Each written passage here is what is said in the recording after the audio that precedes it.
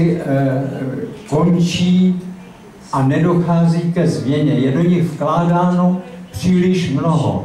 Já se totiž domnívám, že k zásadnímu zlomu, kdy získá podporu jasný odpor, bude tehdy, když teda budou dotčeny teda vývojem masy lidí. To znamená, že musí dojít ke krizi spotřební společnosti. Konzumerismus totiž je jeden ze základních problémů, který teda brzdí možnost teda masového rozvoje. Páč uvědomte si, že i tato smlouva má prostě dvě stránky. Na druhé straně ona je výrazem toho, že dochází k celkové, bych řekl, ekonomice globální hospodářství, svým způsobem jakoby předvídala něco podobného, o čem kdysi hovořil jistý Vladimír Iljič Lenin ve své knize Imperialismus. Je poslední stádium kapitalismu. Prostě je to všeobecný ekonomický faktor, který válcuje. Prosím vás, já na druhé straně se domnívám, že nelze přijmout teda filozofii čím hůř, tím líp. Tím bychom nikoho nezískali. Tady je základní otázka, ale uvědomit si, že teda musí být jakýsi, bych řekl, každodenní boj o jednotlivé otázky a základní věc, kterou vidím, která má smysl tady je konkrétně využít všech možností, i když jsme k něm skeptický. Jestliže teda je, dejme tomu, v ústavě jsou určitá práva, dovoláme se jich. Jestliže jsou jednotlivé partie teda zákonů, dovoláme se jich. Budeme mluvit i o tom zájmu a kromě toho, pokud jde o ty spojence, prosím vás, jak si skutečně, bude to trošku, no, budu-li hovořit o odborech, otázka je, kolik lidí je členy.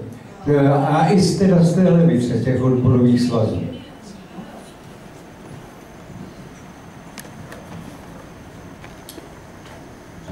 I think you're right that just relying on individual campaigns to change things is wrong. And I think, again, to go back to something I said earlier, one of the problems we have is that we keep fighting in resistance. So we resisted the MAI and we won. We resisted the WTO and we won. But it keeps coming back again and again and again. We have the same politics which keeps on returning through new channels. And we need to go beyond resistance. We need to go to a new consciousness which reaches and says we need to choose our political future. That's why for us, this isn't just about a trade campaign. This is about a political movement for change, for justice, for a social vision of Europe, not the corporate vision of Europe which they have.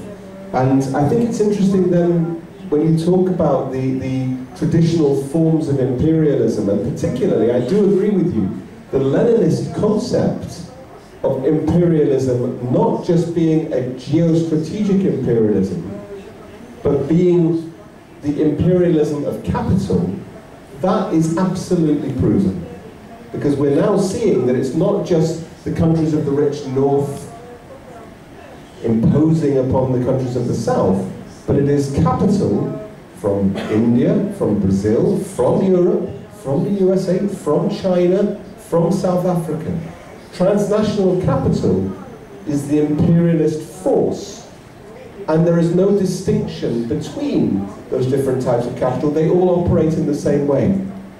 I remember a very good quote from a Chinese activist. She was at one of the World Social Forums, and she says, Chinese capital will behave in the same way as European capital and US capital. Do not expect Chinese capital to be different just because it has a Chinese face. And I think that when she said that, that was a very good point. That it's no longer about international relations, one country against another country. It is about a transnational capitalist elite which come together in order to try and force people out. But The problem for us, and it goes back to your question about youth as well. If you look on the internet, if you look at YouTube, you can find a lot of interesting new videos which are put up by vloggers, video bloggers. And it's often young, very young, you know, teenage girls and boys, but mainly girls, who go out shopping, and they come back after they've gone shopping with all of the clothes that they bought. And they have a YouTube video saying, I bought this shirt, I bought this skirt, I bought this pair of trousers, I bought this hat.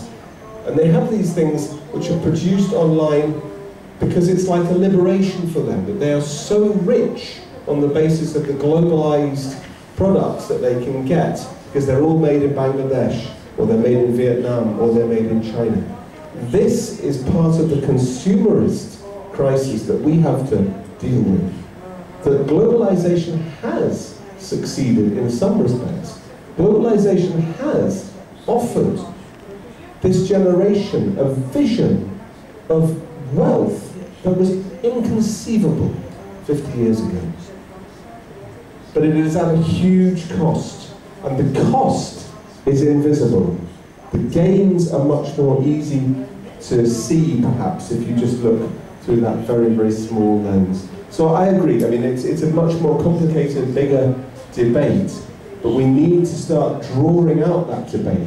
Is it right for people to be buying apples from New Zealand when we can grow apples here?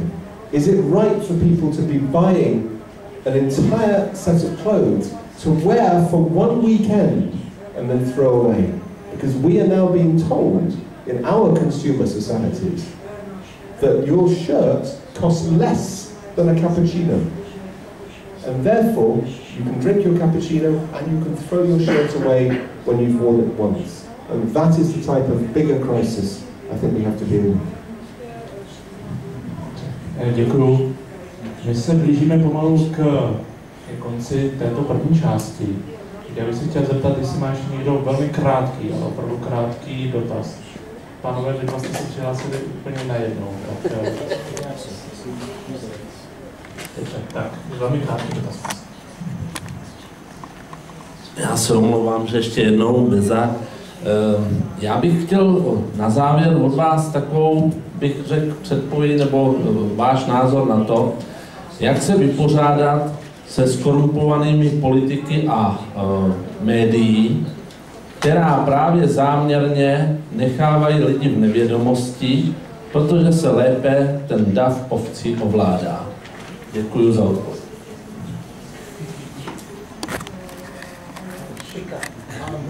The same way, if I may. Let's get the other question as well.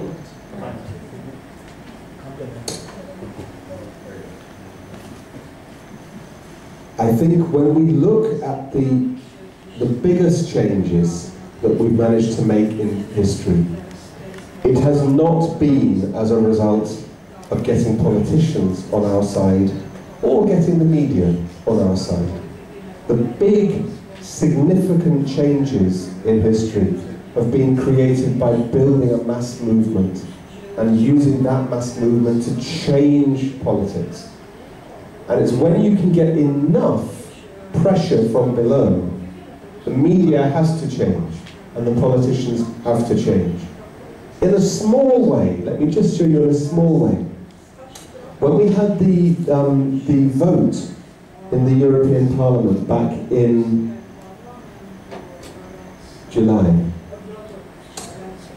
the Social Democrats from the UK, the Labour Party UK MEPs, there are 20 Labour Party MEPs, they said that they would vote pro-TTIP. They would only vote for TTIP. They would not vote against TTIP under any circumstances.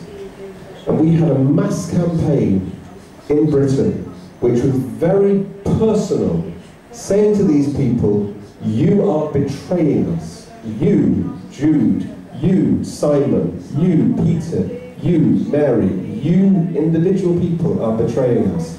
We have hundreds of thousands of people going to them one by one until they started saying to us, this is just not fair. You know, we're being targeted, we're being crucified by these people. And as a result of that, they changed their vote. And they said, okay, we will vote against it. Not because they wanted to, not because they woke up in the morning and felt like better people, but because they were put under this mass pressure from below. Now this is only a small example. In the bigger sense, it's when you can change the discourse, change the terms of the debate. That's when the politicians and the media have to follow. And I think that's what we have as our challenge. You can't start with them. That's not what they're there for. You have to start to build through our own strength, and to build through our own media, and to build through our own organising and collective action.